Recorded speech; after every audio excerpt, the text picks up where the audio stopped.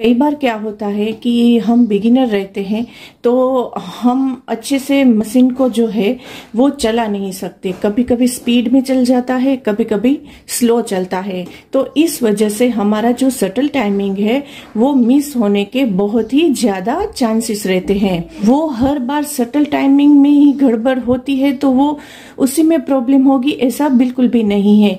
Problem हमारी इसके अंदर भी हो सकती है। तो वो जानने का भी एक तरीका है कि यहाँ पे प्रॉब्लम कब हो सकती है। तो उसके लिए आपको ये जो हमारी ब्लेड लगी हुई है एम्ब्रॉयडरी की, उसको रिमूव करना पड़ेगा।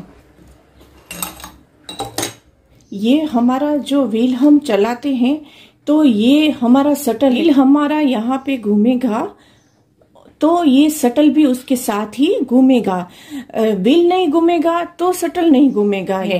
पर जब हमारा शटल टाइमिंग बार बार गड़बड़ होता है तो प्रॉब्लम ये हो जाती है कि व्हील फिक्स यहीं पे है और हम शटल को घुमाएंगे तो वो इस तरीके से मूव करेगा।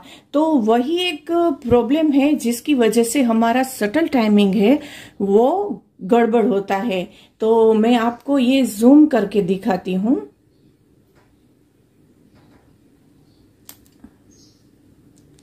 तो यहाँ पे आप देखिएगा कि मेरा जो शटल है वो मैंने फिक्स व्हील को पकड़ा हुआ है तो ये बिल्कुल भी मूव नहीं करता है। कितना मूव करता है कि जितना हमारा यहाँ पे डिस्टेंस है उतना ही ये मूव करता है, फिर भी वो एक जगह से हिलेगा नहीं। तो ये जो शटल टाइमिंग की जो पोजीशन है ये करेक्ट पोजीशन है। इस पोजीशन में अगर आपका शटल टाइमिंग फिक्स है तो आप जैसा कि वीडियो में देखते हो कि एम्ब्रॉयडरी जो करते हैं लोग, उसका जैसे मशीन एकदम स्मूथ से चलता है वैसा ही आपका भी मशीन चलेगा।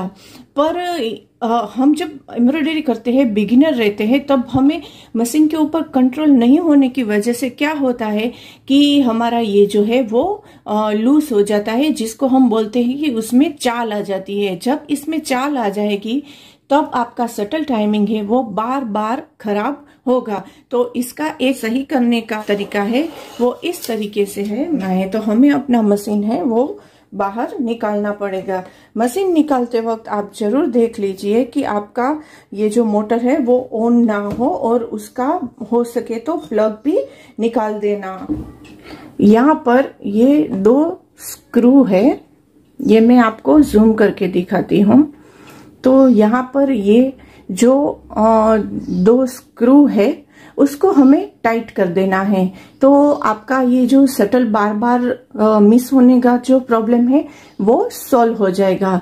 तो बस इतना ही सेटिंग करना है और आपका जो मशीन है वो बहुत ही अच्छा, स्मूथ और अच्छी फिनिशिंग के साथ चलेगा। इतना ही सेटिंग करके देखिए। अगर आपका शटल टाइमिंग है वो बार बार मिस हो रहा है या बार बार आपका सुई टूट रहा है, तो आप इस तरीके से यहाँ से उसको रिपेयर कर सकते हैं। और आप यहाँ तक तभी जाना जब आपका शटल टाइमिंग में वो अपने आप, हम व्हील नहीं घुमाते हैं फिर भी हमारा शटल जो है वो घूमता है, उसमें थोड़ी चाल है, तभी आप ये सेटिंग करने जाइएगा। अदरवाइज इसमें कोई प्रॉब्लम नहीं होती है। तो उतना रिपेयरमेंट हमें अगर एम्ब्रॉयडरी करते हैं तो सीखना ही है। तो हम कभी कोई अर्जेंट काम है तो हमें रिपेयरमेंट करवाने के लिए किसी मशीन रिपेयरिंग वाले के पास जाना ना पड़े, हम अपने आप ही कर ले। आपने अगर मेरा चैनल सब्सक्राइब किया है फिर मेरा नोटिफिकेशन मिले तो आप उसको क्लिक जरूर कीजिएगा। आप अगर 2-3 बार नोटिफिकेशन आपको मिलता है और आप क्लिक नहीं करते हो तो यूट्यूब ऑटोमेटिकली आपको नोटिफिकेशन भेजना बंद कर देता है। तो उसके लिए मैंने जिस तरीके से बताया कि आपको नोटिफिकेशन नहीं मिल रहा है तो आप एक बार नोटिफिकेशन बेल को ऑफ करके दोबारा ऑन कीजिए और मेरी चैनल पे जाके 1-2 वीडियो देखेंगे तो फिर से आपको नोटिफिकेशन मिलना शुरू हो जाएगा। और नोटिफिकेशन मिलने पर आप उसको क्लिक जरूर कीजिए, क्योंकि अगर आप क्लिक नहीं करेंगे और वो आपके काम का वीडियो हुआ तो वो आपसे मिस हो जाएगा। इतना सेटिंग कर दिया, उसके बाद हमें अपना जो शटल है वो इस तरीके से चेक कर लेना है कि अभी उसमें चाल नहीं है, एकदम फिक्स है।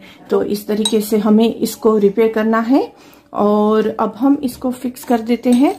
तो हर बार की तरह हम अपना ये जो ब्लेड है उसको लगा लेंगे।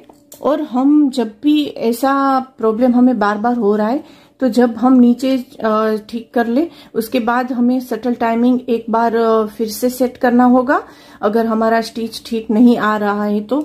और अगर आपको शटल टाइमिंग सेट करना नहीं आता है तो आपको वो वीडियो मैंने पहले से ही डाला हुआ है, तो उसका लिंक आपको डिस्क्रिप्शन बॉक्स में मिल जाएगा और आई बटन में भी आपको उसका लिंक मिल जाएगा शटल सेटिंग का। तो उसको देखकर आप इजीली अपना जो शटल टाइमिंग है वो सेट कर सकते हैं। तो हमने इस तरीके से अपना मशीन जो है वो रिपेयर कर दिया है। आपको कैसा लगा मेरा वीडियो ये आप मुझे कमेंट करके बताइए और प्लीज नोटिफिकेशन ऑन रखिए इफ यू आर सब्सक्राइबर।